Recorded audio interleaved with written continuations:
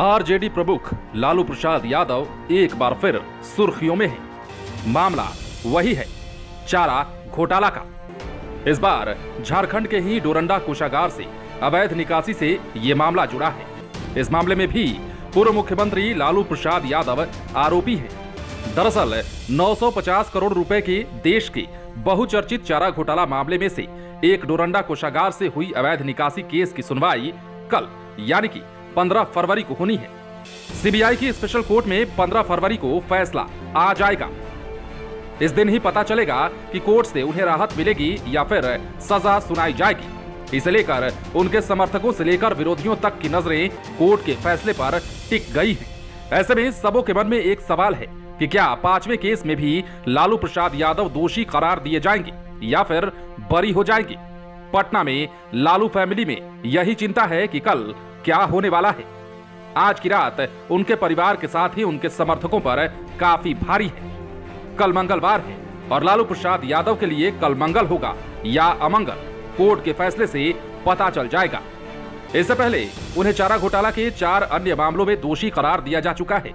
वे अब तक 6 बार जेल भी जा चुके हैं। वर्तमान में वे दुमका कोषागार से मामले में जमानत पर बाहर हैं। डोरंडा कोषागार मामले में लालू यादव सहित 99 आरोपी हैं। सभी आरोपियों को कोर्ट में उपस्थित रहने का आदेश दिया गया है। लालू प्रसाद यादव सुनवाई के दौरान उपस्थित रहने के लिए रांची में पहुंच भी चुके हैं।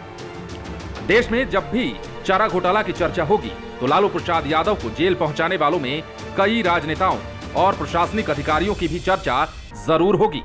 इनमें राजनेताओं में जहां प्रमुख नाम हैं सुशील कुमार मोदी, सरयू राय, रविशंकर प्रसाद, शिवानंद तिवारी, पीके शाही, तो अधिकारियों में अमित खरे, यूएन विश्वास, राकेश अस्थाना आदि का नाम शामिल है। दरअसल जब यह मामला उजागर हुआ तो उस वक्त झारखंड बिहार का हिस्सा था। तत्कालीन उपायुक्त आमिर खरे ने शिकायत के आधार पर पशुपालन विभाग के कार्यालयों में रेड डाली। वहां से ऐसे दस्तावेज मिले जिससे उनके होश फाख्ता हो गए। दस्तावेजों से पता चला कि जानवरों के लिए चारा आपूर्ति के नाम पर फर्जी कंपनियों के नाम पर धन की हेराफेरी की गई है। इसके बाद पूरा मामला चारा घोटाले में बदल गया और देखते ही देखते ये मामला 950 करोड़ के गबन तक पहुंच गया। इसके बाद इस मामले की जांच सीबीआई से कराने की मांग होने लगी और ये मांग ऐसी होने लगी कि इस मांग ने जोर पकड़ लिया। इसे लेकर पहली बार पटना हाईकोर्ट में पीआईएल दायर किया गया। 1996 की शुरुआत में इस पीआईएल को सुशील कुमार मोदी, सरयू राय और शिवानंद तिवारी ने दायर किया था। 11 मार्च 1996 को पटना हाईकोर्ट ने केंद्रीय जांच ब्यूरो यानी कि सीबीआई को इस घोटाले की जांच का आदेश दे दिया।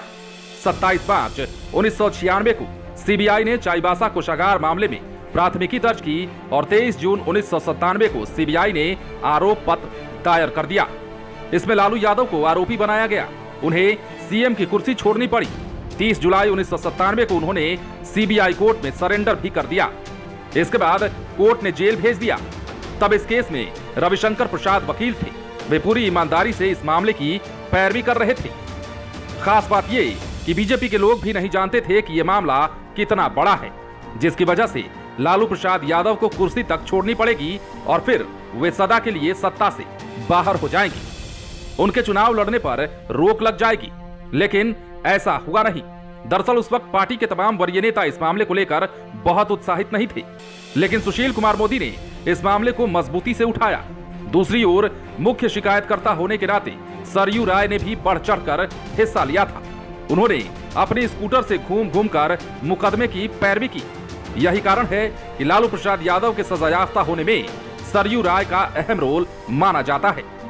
इसके अलावा शिवानंद तिवारी ने भी इसमें अहम रोल अदा किया था। हालांकि शिवानंद तिवारी आज के दिनों में लालू प्रसाद यादव के साथ हैं। वे वर्तमान में आरजेडी के राष्ट्रीय उपाध्यक्ष हैं। पिछले दिनों शिवानंद तिवारी ने मीडिया के सामने माना था कि चारा घोटाला के खुलासे में मेरी भी भूमिका थी, लेकिन लालू यादव की यह महानता है कि तमाम कड़वाहटों के बावजूद उन्होंने मुझे पार्टी का राष्ट्रीय उपाध्यक्ष बनाया है। इसी से आप अंदाजा लगा सकते हैं कि लालू प्रसाद यादव का दिल कितना बड़ा है और वे किस मिजाज के व्यक्ति हैं। दूसरी ओर सीबीआई ने इस मामले में अहम रोल निभाया, जांच को अंतिम मुकाम तक पहुंचाया। काफी गंभीरता से जांच पड़ताल कर लालू प्रसाद यादव को अधिक से अधिक सजा दिलाने की मांग की। कोर्ट में सुनवाई के दौरान सीबीआई ने कहा था कि ये सामान्य आर्थिक भ्रष्टाचार का नहीं बल्कि व्यापक षड्यंत्र का मामला है। इसमें राज्य के कर्मचारी, नेता और व्यापारी वर्ग समान रूप से भागीदार थे। यह केस सिर्फ आरजेडी तक ही सीमित नहीं रहा। बिहार के एक और पूर्व मुख्यमंत्री डॉक्टर जगन्नाथ मिश्र समेत राज्य के कई मंत्रियों की गिरफ्तारी हुई थी। कितने ही अभियुक्तों की मौत सुनवाई के दौरान ही हो गई थी। सीबीआई की ओर से यूएन विश्वास और राकेश अस्थाना ने अहम भूमिका निभाई। राकेश अस्थाना तो उस समय महज 35 साल के थे। उन्होंने लालू यादव के खिलाफ 1996 में चार्जशीट दायर की थी। 1997 में उनके समय ही लालू यादव पहली बार गिरफ्तार हुए। वे तब सीबीआई में एसपी के पद पर तैनात हुआ करते थे। राकेश अस्थाना को मूल रूप से लालू प्रसाद यादव से पूछताछ के लिए ही जाना जाता है। 1997 में अस्थाना ने लालू यादव से इस मामले में 6 घंटे तक पूछताछ की थी, फिर उन्हें गिरफ्तार भी किया था। इसी तरह से लालू प्रसाद यादव को सजा दिलाने में सीबीआई के तत्कालीन प्रमुख अधिकारी यूएन विश्वास का नाम आता है। मामला इतना बढ़ गया कि यूएन विश्वास को अंदर से डर लगने लगा। 30 जून 1997 को यूएन विश्वास ने पटना हाईकोर्ट में कहा था, हमारे अफसरों को हत्या की धमकियां दी जा रही हैं, इसलिए राजनीतिक आरोपियों को गिरफ्तार करना संभव नहीं हो पा रहा है। इसके बाद से यूएन विश्वास समेत अन्य अधिकारी बुलेट प्रूफ गाड़ी में चलने लगे। अब आपको आगे बताते हैं कि 15 फरवरी को जिस मामले की सुनवाई होगी वो आखिर है क्या और लालू प्रसाद यादव के समर्थक क्यों सहमे हुए हैं। दरअसल ये चारा घोटाला का 5वां मामला है। डोरंडा कोषागार से जुड़े इस मामले में 139 करोड़ 35 लाख रुपए की अवैध निकासी होने का आरोप है। इसी मामले में 400 सांड को हरियाणा और दिल्ली से स्कूटर और मोटरसाइकिल पर रांची तक खोए जाने का खुलासा हुआ था।